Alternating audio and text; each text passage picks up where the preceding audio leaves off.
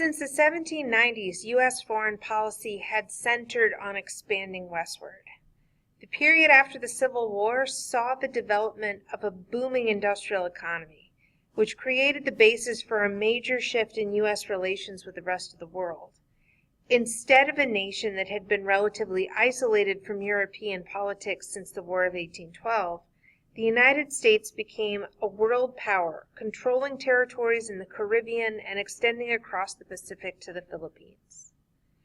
How and why did the United States acquire an overseas empire and intervene in the affairs of Cuba, Mexico, and other Latin American nations? The origins of these developments appear in the years just after the Civil War. William H. Seward of New York served as Secretary of State under both Abraham Lincoln and Andrew Johnson. Seward was probably the most influential Secretary of State the United States had had since John Quincy Adams. John Quincy Adams formulated the Monroe Doctrine in 1823. During the Civil War, Seward helped prevent Great Britain and France from entering the war on the side of the Confederacy. He also led the drive to annex Midway Island in the Pacific and gained rights to build a canal in Nicaragua. Most importantly, he purchased the vast territory of Alaska.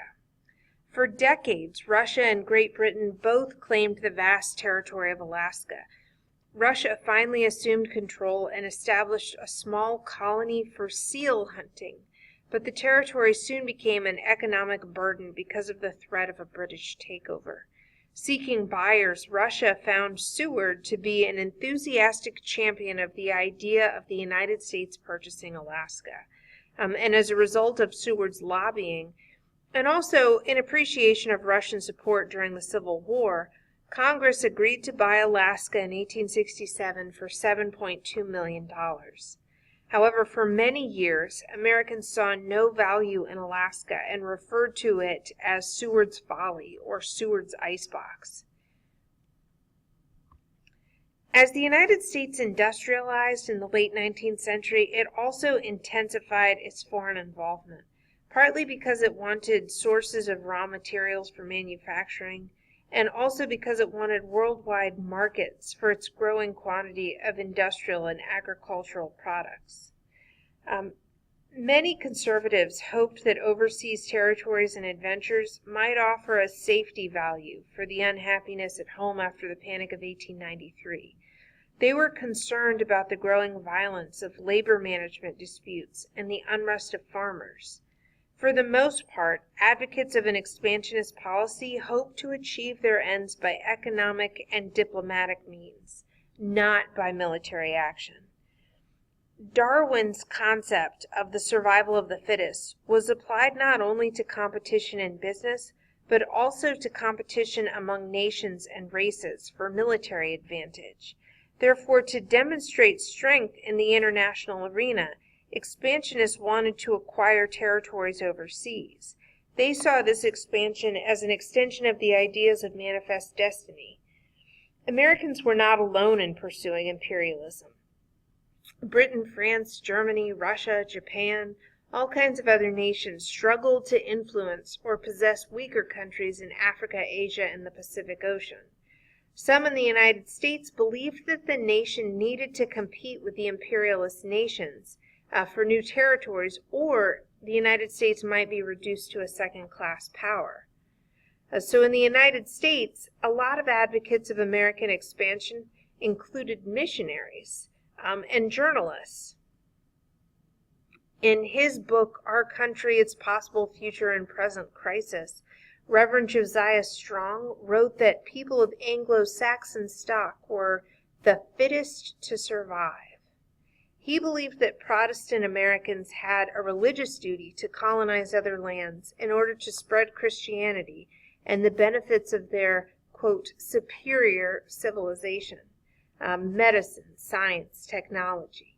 Spreading that, quote, superior civilization to less fortunate peoples of the world was Strong's idea. Many missionaries who traveled to Africa, Asia, and the Pacific Islands believed in the racial superiority and natural supremacy of whites. mission activities of their churches encouraged many Americans to support active U.S. government involvement in foreign affairs. Many in the Republican Party were closely allied with business leaders. Republican politicians therefore generally endorsed the use of foreign affairs to search for new markets.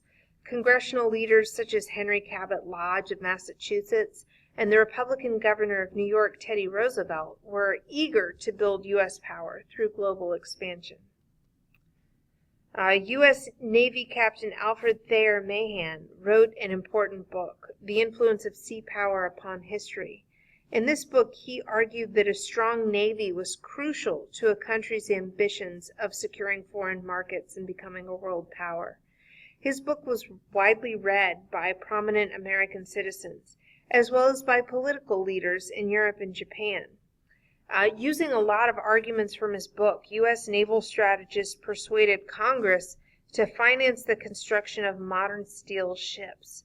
They also encouraged the acquisition of overseas islands like Samoa because they were strongly desired as a coaling supply station, so that the new fleet could project its sea power around the world.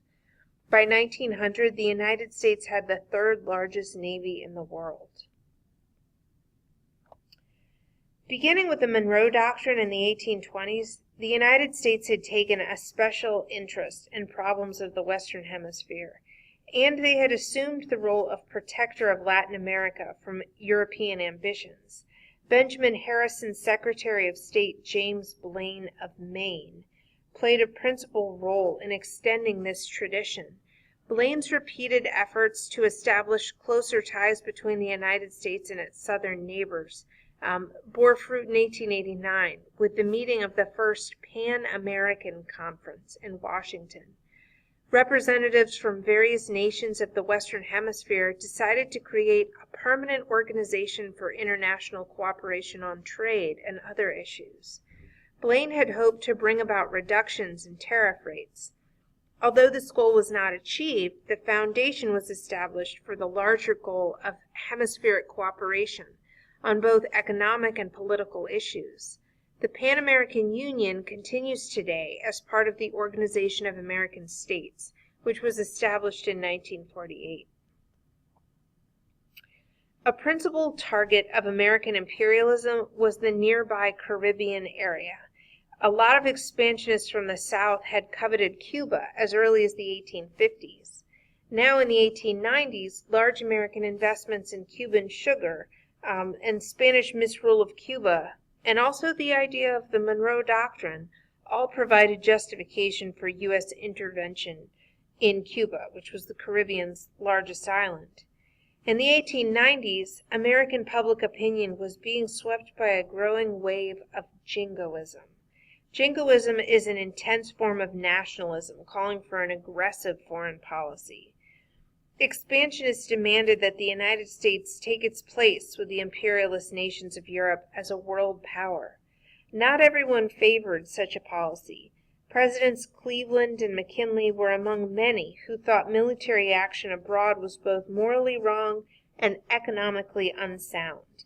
Nevertheless, specific events combined with background pressures led to overwhelming popular demand for war against Spain. Cuban nationalists, after fighting but failing to overthrow Spanish colonial rule between 1868 and 1878, renewed their struggle in 1895. Through sabotage and laying waste to Cuban plantations, Cubans hoped to either force Spain's withdrawal or pull in the United States as an ally. In response, Spain sent autocratic General Weyler and over 100,000 troops to crush the Cuban revolt. Weyler forced civilians into armed camps where tens of thousands died of starvation and disease. This gained Weyler the title of the Butcher in the American press. The press actively promoted war fever in the United States. They used what's called yellow journalism, sensationalistic reporting that featured bold and lurid headlines of crime, disaster, and scandal. Among the most sensationalistic were two New York newspapers. You heard them before, Joseph Pulitzer's World and William Randolph Hearst's Journal.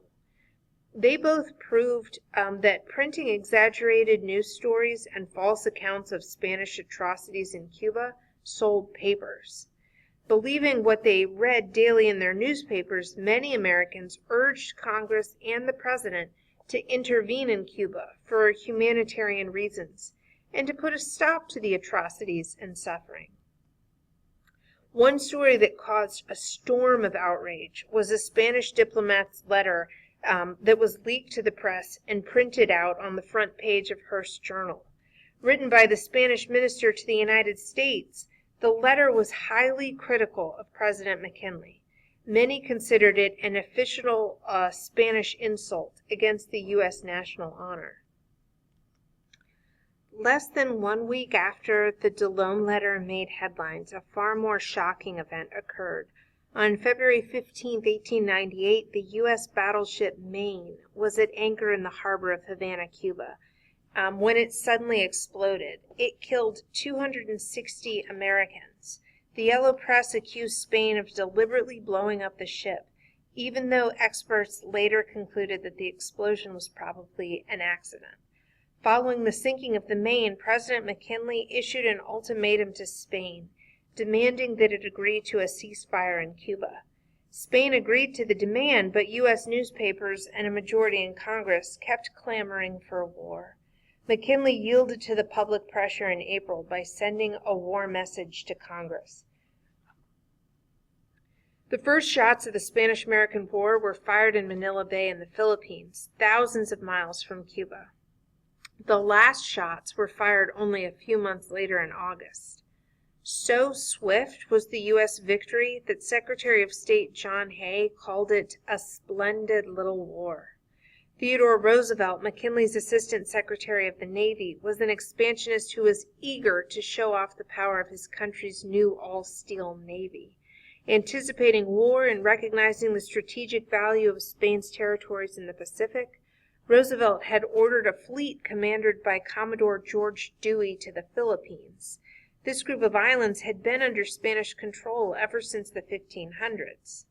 On May 1st, shortly after war was declared, Commodore Dewey's fleet fired on Spanish ships in Manila Bay. The Spanish fleet was soon pounded into submission by U.S. naval guns. The fight on land took longer. Allied with Filipino rebels, U.S. troops captured the city of Manila on August 13th.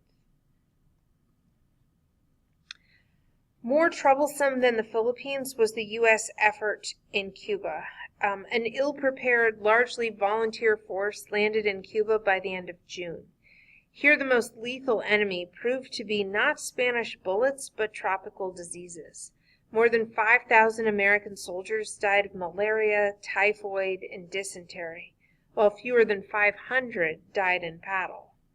Attacks by both American and Cuban forces succeeded in defeating the much larger but poorly led Spanish army. Next to Dewey's victory in Manila, the most celebrated event of the war was a cavalry charge at San Juan Hill in Cuba by the Rough Riders. This was a regiment of volunteers that was led by Theodore Roosevelt.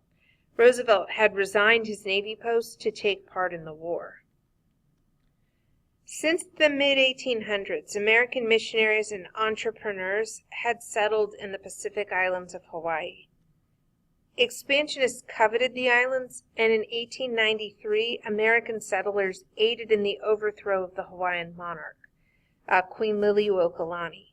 However, President Cleveland opposed imperialism and blocked Republican efforts to annex Hawaii.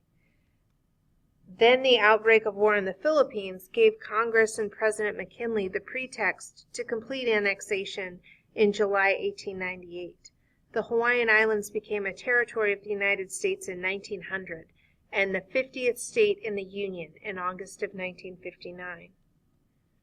Far more controversial than the war itself were the terms of the Treaty of Peace signed in Paris in December of 1898.